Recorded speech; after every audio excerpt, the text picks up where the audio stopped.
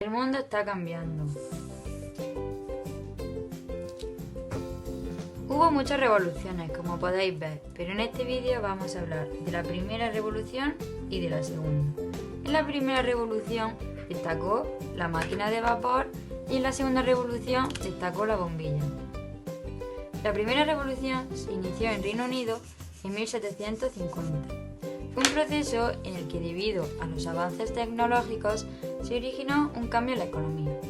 La agricultura perdió su importancia frente a las actividades industriales y así surgió el capitalismo. La primera revolución fue un proceso largo y se originó debido a las siguientes causas. Una de las causas fue que, debido al avance en la medicina, como la vacuna contra la viruela, descendió el número de muertes.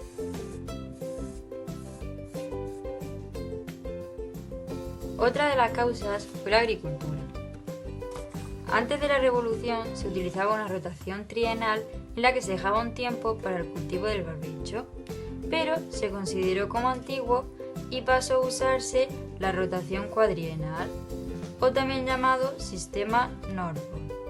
Este fue creado por Lord Townshend, que se inspiró en los Países Bajos. Además, se produjo un uso masivo de fertilizantes, tanto animales como vegetales. En Reino Unido, aumentó el comercio exterior debido al dominio de los océanos Atlántico e Índico. Ahora voy a hablaros de la última causa. Antes, cada zapatero hacía un zapato, pero en esta etapa, los zapateros serán sustituidos por máquinas.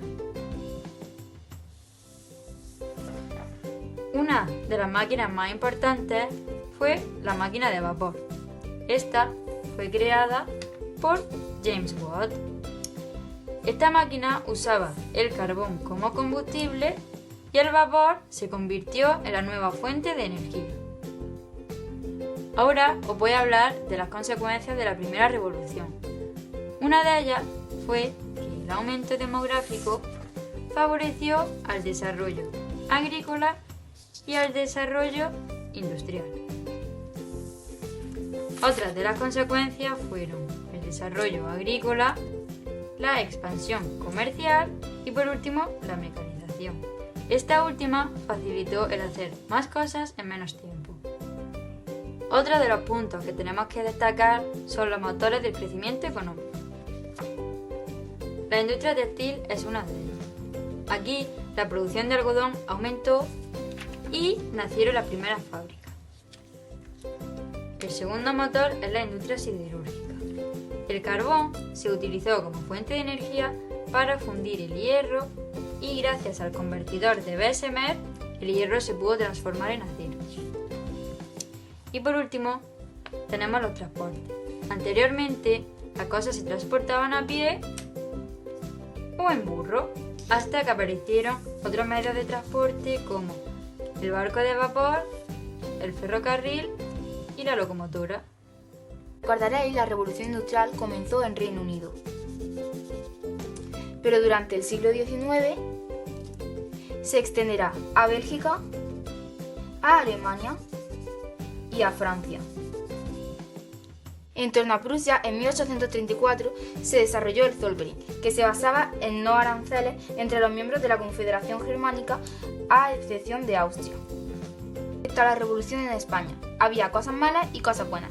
Las cosas malas, por ejemplo, fueron la baja calidad del carbón, que el 70% de la población eran campesinos y que carecía de tecnología propia.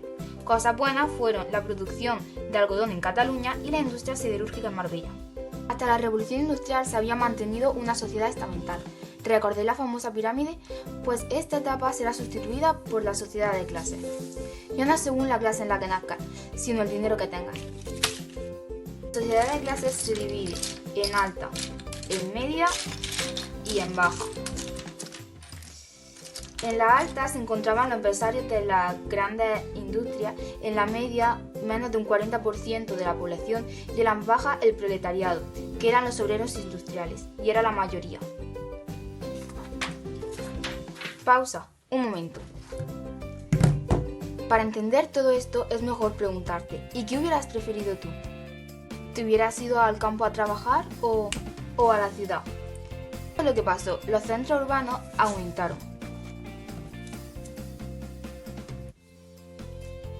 Esto hizo que se construyesen más edificios. Y esto provocó que las ciudades se hicieran más grandes. Retrocedamos. Habíamos dicho que la burguesía empresarial era una pequeña minoría. En cambio, la mayoría de la población constituía el proletariado. Y aunque la baja sociedad fuera la mayoría de la población, sus condiciones de vida y trabajo eran pésimas debido al exceso de horas trabajando y la insuficiencia salarial. Imagínate que en vez de estar en tu casa jugando a la Play, te encontrases en una fábrica, trabajando 16 horas. Esto es lo que sucedió a los niños debido a que los salarios eran insuficientes. Además, carecían de derechos laborales. Vamos, que si te quedabas enfermo o tenías un accidente, estabas desprotegido. Tampoco podía ejercerse el derecho a la protesta ni asociarse para defender sus derechos. Se acabaron las huelgas, chicos. Ahora hablaremos de la Segunda Revolución Industrial. Fue desde 1870 hasta 1914. En ella hubo numerosos cambios y avances, entre los que encontramos las nuevas fuentes de financiación. Aquí apareció la bolsa de valores, donde compraban acciones las empresas. También la banca prestaba dinero a los empresarios a cambio de intereses. Y las sociedades anónimas, que eran empresas formadas por la unión de capitales individuales. Otro de los cambios fueron las nuevas formas de asociación. Las empresas se unían para evitar la competencia entre ellas y aparecieron diferentes métodos. Entre ellas encontramos el cartel. En este se unían empresas que se dedicaban a la misma actividad industrial. También tenemos el trust. Se fusionaban empresas que intervienen en distintas fases de la elaboración de un producto. Y por último tenemos el holding, que es una sociedad financiera formada por bancos y empresas de varias ramas industriales.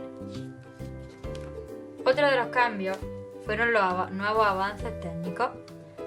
Entre las innovaciones destacó la mejora del convertidor de Bessemer, que abarató los costes de la producción del acero. Y otros avances e inventos fueron el acero inoxidable, las fibras artificiales y la dinamita. Otras fueron las nuevas fuentes de energía. Entre ellas destacó la electricidad. Esta fue posible en 1879 gracias a Thomas Edison, que inventó la lámpara incandescente. Otra de las fuentes de energía fue el petróleo. Este empezó a utilizarse gracias a la construcción de refinerías. Estas son unas instalaciones en las que se obtenían derivados del petróleo como el queroseno y la gasolina. Además, se construyó la primera refinería gracias a John D. Rockefeller. Por último, voy a hablaros de las nuevas ramas industriales que fueron la eléctrica, por ejemplo un cable, la automovilística, la alimentaria, los bienes de consumo y la química. Vamos a hablar de las consecuencias. Antes, un obrero hacía un zapato. A partir de la revolución industrial, cada obrero se especializa en una tarea. Por ejemplo, este hace los cordones y este hace la suela. Esto se le llamó producción en cadena y fue creada por Henry Ford, sí, como el de los coches. Otras consecuencias fueron el nacimiento de las sociedades de consumo, en las que solamente la alta clase podía permitirse ciertos artículos de lujo, mientras que la baja carecía de dinero para estas cosas. También destacó la publicidad, para vender toda la producción que fabricaban y evitar la acumulación de los productos. Estas son algunos periódicos y revistas de la época. Por cierto, seguro que alguna vez habéis oído hablar de la ley de la oferta y la demanda. Esta se basa en que si hay mucha demanda y pocos productos, los precios subirán. Bueno, pues su desequilibrio causó una crisis económica. Bueno, y hasta aquí el vídeo de hoy. Si te ha gustado, no olvides los aplausos y a darle like. ¡Hasta pronto!